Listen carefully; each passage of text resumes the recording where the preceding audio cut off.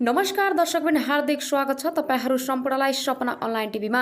अहिलेसम्म तपाईले सब्स्क्राइब गर्नुभएको छैन, तपाईँ नयाँ हुनुहुन्छ भने हाम्रो च्यानललाई सब्स्क्राइब गरी छेउमा रहेको बेल आइकनलाई दबाई अलमा क्लिक गरेर साथ दिनुहोला।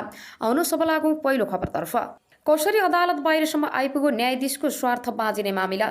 केही वर्ष अघिसम्म न्यायपालिकाभित्र न्यायाधीशहरूको स्वार्थ बाँचिने विषय न्यायाधीश र वकिल वृत्तमा मात्रै सीमित हुन्थ्यो। यो अदालतभित्रै उठ्थ्यो र अदालतभित्रै समाधान हुन्थ्यो। तर प्रतिनिधि सभा विघटन यता न्यायाधीशहरूको स्वार्थ बाँच्ने विषय न्यायालयभित्रै मात्रै सीमित रहेन, यो सार्वजनिक बहसको विषय बन्न पुगेको छ। प्रधानमन्त्री केपी शर्मा ओलीले 5 पुस 2077 पहिलो पटक प्रतिनिधि सभा विघटन गरे। त्यस विरुद्धको रिटमाथि सुनवाईका लागि गठित संवैधानिक इजलासमा तोकिएका न्यायाधीश हरिकृष्ण कार्कीमाथि प्रश्न उठ्यो। प्रधानमन्त्री ओलीको पहिलो कार्यालयमा महान्यायाधिवक्ता रहेकाले स्वार्थ बाँच्ने भन्दै रिट निवेदकले प्रश्न उठाएपछि त्यतिबेला न्यायाधीश कार्कीले इजलास छाडे। प्रधानमन्त्री ओलीले 7 जेठ 2078 प्रतिनिधि सभा फेरि विघटन गरे। यस विरुद्ध परेको रिटमाथिको सुनवाईका लागि प्रधान न्यायाधीश चोलेन्द्र शमशेर जबरालले इजलासमा छानेका न्यायाधीश द्वय बम कुमार श्रेष्ठ र तेजबहादुर केसीमाथि प्रश्न उठ्यो। प्रश्न मात्रै उठेन, यो आम चासोको विषय बन्न पुग्यो। संविधान नियमावली के छ, संवैधानिक इजलास गठन गर्दाको विगतको अभ्यास के हो भनेर इजलास गठन गर्ने प्रधान न्यायाधीश जबरालमाथि समेत अनेक आशंका गरिए। यो विषय यति सार्वजनिक चासोको विषय बन्यो कि प्रधान न्यायाधीश जबराल वरिष्ठताका आधारमा इजलास पुनर्गठन गर्न बाध्य भए। जेठ 16 गते रिट निवेदक पक्षले न्यायाधीशद्वारा माथि प्रश्न उठ्दै गर्दा न्यायाधीश तोक्ने अधिकार कानुन व्यवसायीहरूमा नभएर आफूहरूमा रहेको बताउने प्रधान न्यायाधीश जबराल जेठ 18 गते त्यही इजलासबाट वरिष्ठताकै आधारमा पुनः इजलास तोक्ने घोषणा गर्नुपर्ने स्थितिमा पुगे। जेठ 16 गते वरिष्ठ अधिवक्ता मिथिलेश यादवले न्यायाधीश द्वय श्रेष्ठ र केसी संवैधानिक इजलासमा बस्न नमिले जिकिर गर्दा प्रधान न्यायाधीश जबरालले भनेका थिए, तपाईहरूलाई न्यायाधीश छान्ने अधिकार छैन, तथ्यका कानुन र विधिमा आधारित भएर बहस गर्ने हो। 14 जनाको रोस्टमध्ये 1 जनाले अवकाश पाउनु भएकाले संवैधानिक इजलासमा बस्न मिल्ने 13 जना न्यायाधीशबाट छान्ने हो। तपाईलाई के म प्यानलै दिउँ छान्न को बस्ने भनेर अर्को पक्षले पनि न्यायाधीश छान्ला अनि के हुन्छ। त्यसैले यो बस्नुस् वा नबस्नुस् भनेर भन्न मिल्दैन। पक्षले भन्दैमा न्यायाधीश छान्ने होइन, कसलाई छान्ने कुरा पक्षले भनेर हुँदैन। उनै प्रधान न्यायाधीश जबरालले जेठ 18 गते त्यही इजलासबाट भनेका छन्, अब म जेठ 23 गते वरिष्ठताको आधारमा इजलास तोक्छु। मेरो दुवै पछि रिट निवेदक र विपक्षीलाई आग्रह छ, अब कसैले विवाद नगर्नुहोला, म भन्छु अब यहाँभन्दा कोही अगाडि नबढ्नुहोला। वरिष्ठताका आधारमा पुनः इजलास तोक्ने घोषणा गर्नु अघि प्रधान न्यायाधीश जबरालले सर्वोच्च बार एसोसिएसनका पदाधिकारीसँग छलफल गरेका थिए। छलफलमा संवैधानिक इजलासमा गठन सम्बन्धी नियमावली नै संशोधन गरेर वरिष्ठताका आधारमा बेन्च बनाउने व्यवस्था गर्ने सहमति भएको थियो। आइतबार दिनभर न्यायाधीशमाथि उठेका प्रश्न बहस सुनेका प्रधान न्यायाधीश जबरालले सोमबार सर्वोच्चका न्यायाधीशहरूसँग यही विषयमा परामर्श गरेका थिए। सरोकारवाला पक्षहरूसँगको परामर्शमा र राय सुझावका आधारमा प्रधान न्यायाधीश जबराल इजलास पुनर्गठन गर्न निर्णयमा पुगेका हुन्।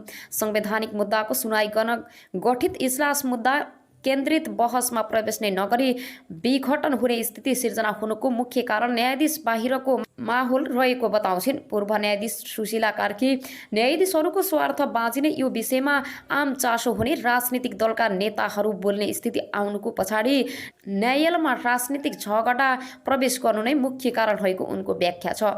अहिलेको राजनीतिक विवाद जुन आइरहेको छ, यो भर्सेस ऊ भर्सेस यो यसैको प्रभाव देखिएको हो। बाहिरको माहौल, बाहिरको झगडा त्यता अदालत गएको हो। कार्की फन्ची न्यायाधीशको स्वार्थ बाँच्ने विषयमा म यसलाई देख्छु, बाहिरको माहौल जुन छ त्यो प्रभाव हो। अर्का एक प्रधान न्यायाधीशले छोटो टिप्पणी गरेका छन्। उनले अनलाइन खबरसँग भनेका छन्, कम्युनिस्ट काङ्ग्रेस माधव विचारसँग विचारधारा केपी विचारधारा भन्नेहरू अदालतमा आए। संविधानमा आस्था राख्नेहरू नभएपछि हुने यस्तै हो। यो न्यायाधीशले यो गर्छ, त्यो न्यायाधीशले त्यो गर्छ, त्यो विचारधाराको यो विचारको त्यो भन्ने भएपछि समस्या कहाँ छ भनेर सोधिरहनुपर्छ र।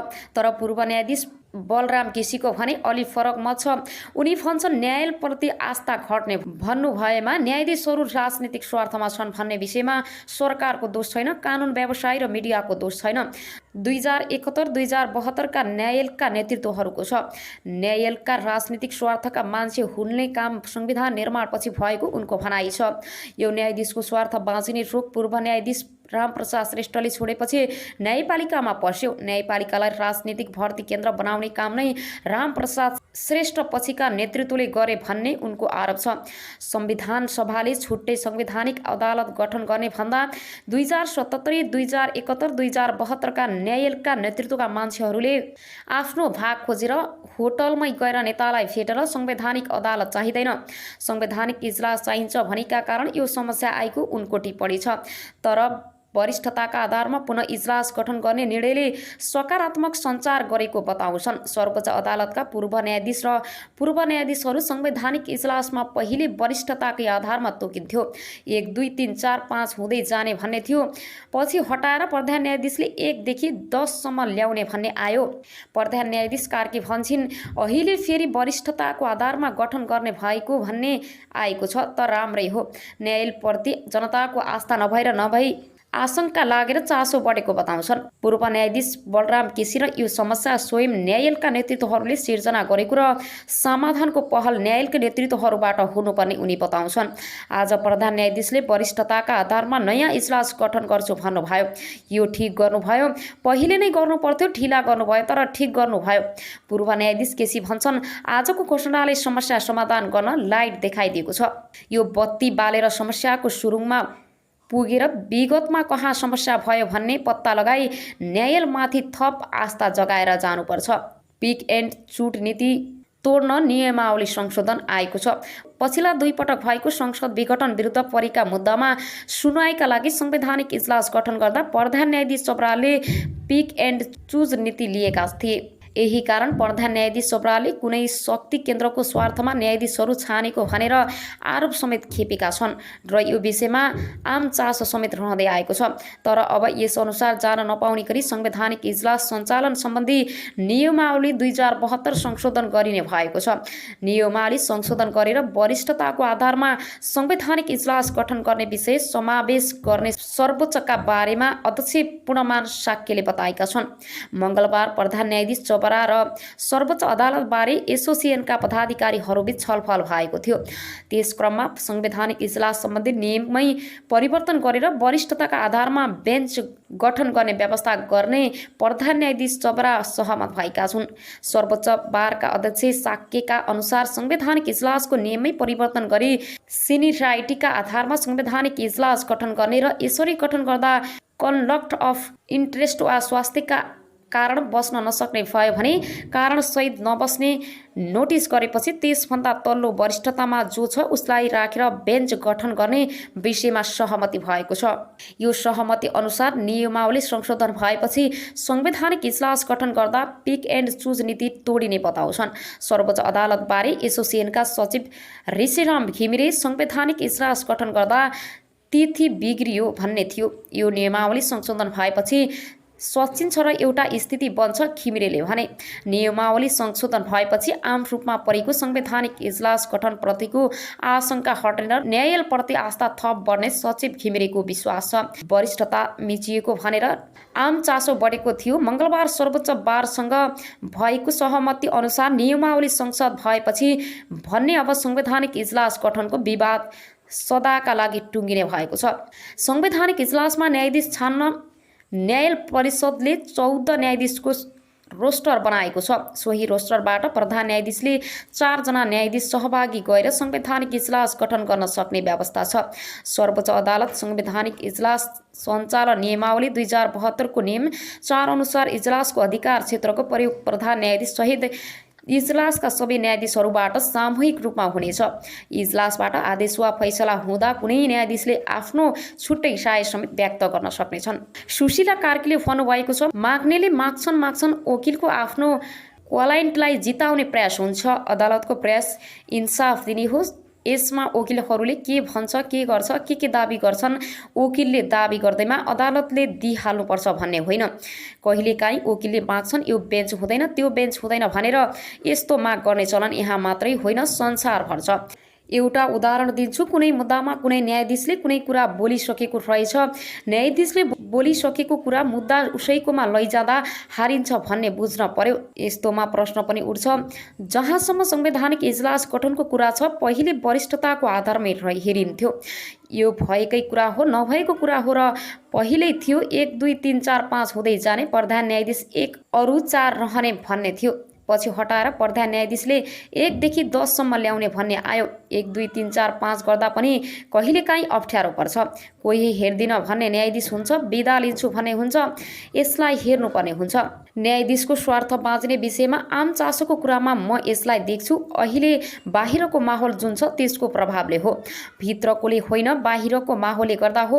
अहिलेको राजनीतिक विवाद जुन आइरहेको छ, राजनीतिको ठुलो विवाद हो भर्सेस भर्सेस यो भएको यसैको प्रभाव देखिएको हो। बाहिर माहौल, बाहिरको झगडा त्यता अदालत गएको हो। संविधान बनाउने बेलाबाटमै यो रोग सुरु भएको हो। यो न्यायाधीशको स्वार्थ बाँच्ने शोक प्रधान न्यायाधीश रामप्रसाद श्रेष्ठले छोडेपछि न्यायपालिकामा पस्यो। न्यायपालिकालाई राजनीतिक भर्ती केन्द्र बनाउने काम नै रामप्रसाद श्रेष्ठ पछिका नेतृत्वले गरे। खास गरी 2072 सालमा संविधान बनाउने बेलाबाट यो रोग बसेको हो। बिउ त्यहाँबाट छरिएको हो र ध्वस्त पार्यो। संविधान सभाले छुट्टै संवैधानिक अदालत गठन गरेको थियो। त्यसले आजको संवैधानिक इजलासले हेर्ने मुद्दाहरू संवैधानिक अदालतलाई दिने योजना थियो। संविधानको त्यसमा 2077, 2071, 2072 का न्यायालयका नेतृत्वका मान्छेहरूले आफ्नो भाग खोजेर होटलमै गएर नेताहरूलाई भेटेर हामीलाई संवैधानिक अदालत चाहिँदैन, यो नराखियो, संवैधानिक इजलास चाहिन्छ भन्ने व्यक्तिगत स्वार्थका कारणले त्यसो गरियो। त्यसको असर अहिले परेको हो। तिनीहरूले संवैधानिक अदालतको विरोध नगरेर चुप लागेर बसिएको भए आज यो विवाद हुने नै थिएन। यो मुद्दाहरू त्यो अदालतले हेर्थ्यो। सर्वोच्च अदालतले 25,000 थपिएको मुद्दा खटाउँदै जान्थ्यो, तर गलत बीजारोपण गरियो। सरकारको यसमा दोष छैन, कानुन व्यवसाय र मिडियाको पनि दोष छैन, दोष त्यति बेलाका न्यायालयका नेतृत्वहरूको छ। अझै सच्याउने अवसर पनि छ। अब प्रधान न्यायाधीश र न्यायाधीशहरूले यो विषयलाई इगो, घमण्ड र इज्जतको रूपमा लिनु हुँदैन। उहाँहरूले स्वीकार गर्नुपर्थ्यो 2070 अगाडिको अदालत छैन, अहिले 2070 अगाडिको नेतृत्व पनि छैन।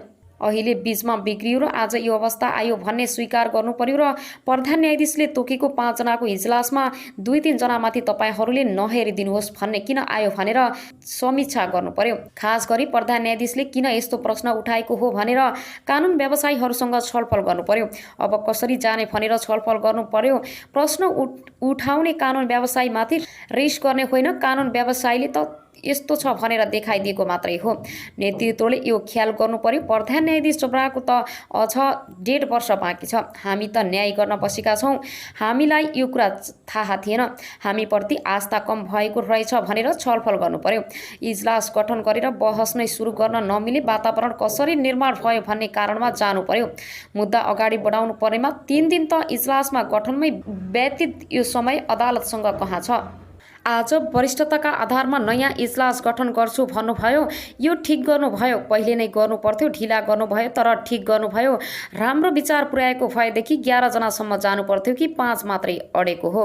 सबैको माग यही थियो। सरकारले आपत्ति गरेर हुन्छ। अहिलेको अवस्था सरकार प्रधानमन्त्री केपी शर्मा ओलीले गर्दा आएको हो नि। अब पनि यसको समाधान छ, समाधान गर्ने आँट चाहियो। आजको घोषणाले समस्या समाधान गर्नको लागि लाइट बत्ती देखाइदिएको छ। यो बत्ती बालेर समस्याको सुरुङमा पुगेर किन विगतमा समस्या भयो भनेर पत्ता लगाएर न्यायालयमाथि थप आस्था जगाएर जानुपर्छ। यसैगरी फेरि पनि तपाईहरूको माझमा नयाँ न्युजहरू ल्याएर उपस्थित हुने नै छु। सपना अनलाइन टिभीलाई लाइक, कमेन्ट, शेयर, सब्सक्राइब गरी साथै छेउमा रहेको बेल आइकनलाई दबाई अलमा क्लिक गर्न नबिर्सनुहोला भन्दै अहिलेलाई भने तपाईहरूको माझबाट बिदा हुन चाहन्छु। हस्त नमस्ते।